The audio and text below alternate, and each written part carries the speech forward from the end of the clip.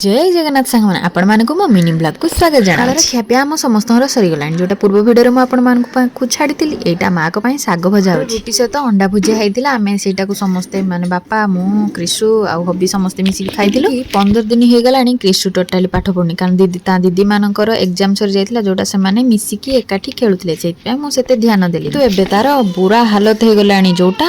ମାନେ ଯେତେ ପାଠ ପଢିଥିଲି ସବୁ ଭୁଲି ଗଲାଣି କଣ କରିବି ପୁଣି ଆଉଥରେ ମତେ ନୂଆ ପଢିବାକୁ ପଡିବ ମାନେ ସବୁ ମନେ ପକେଇବାକୁ ପଡିବ ତାପରେ ହବି ଯାଇକି ଟିକେ ମଟନ ଆଣି ଦେଇଥିଲେ ମତେ ହାତରେ ଧରିକି କହିଦେଲେ ଟିକେ